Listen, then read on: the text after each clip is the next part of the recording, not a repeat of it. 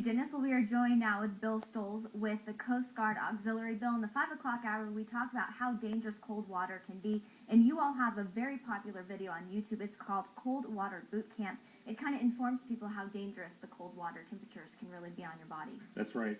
Right now, we're not experiencing the extreme cold like we do in the wintertime. In the wintertime, Lake Tahoe can get into the high 30s, extremely cold. Right now, we're about water temperature of 68 degrees. Even at 68 degrees, if you end up in the water accidentally and haven't planned on getting in the water, it's very dangerous.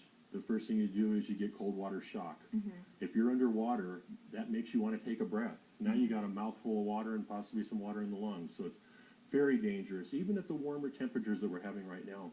And Bill, we're going to talk about two very popular sports that are gaining a lot of popularity. Huge. Stand-up paddleboarding and kayaking. But I understand that there's some dangers and there's some things that stand-up paddleboarders and kayakers need to know before they head out on the water. Yes. And the boaters.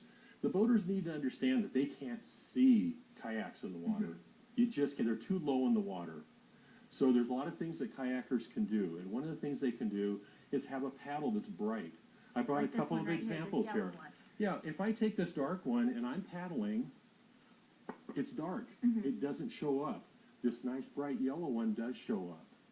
The other thing a kayaker can do is if they feel threatened, we recommend that they carry a little ski flag with them. And they can wave that ski flag.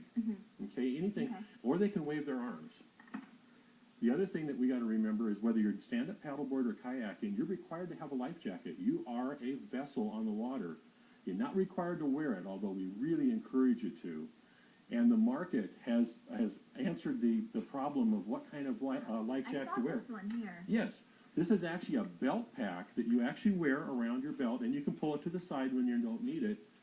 Pull it around to the front. It's inflatable. It has a gas cartridge. You pull the yellow handle, it inflates, and you pull it over your head. Kayakers also have to remember that it's very difficult to get back in a kayak if they either fall off of a sit on top or they swamp a sit inside. They could be in the water for a long time trying to save themselves. So it's best to wear a life jacket. That's really the bottom line. And families going out, too, for Labor Day. It is required, you said earlier, for children 13 and younger to wear a Anybody life under jacket. the age of 13 is required to wear a life jacket if that boat's underway. Okay, and that's an important reminder, obviously, federal law. That's federal law. Okay, well, some great reminders out here this morning. And again, if you are out on the lake, just make sure that you are careful. Wear a life jacket at all times. It will save your life. People wore life jackets and didn't drink, and they were alert to what was happening on the water.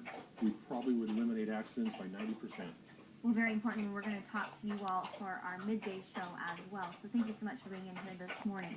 Well, it's a dream he's had his whole life, I'll tell you, where a Navy vet is headed and the organization that is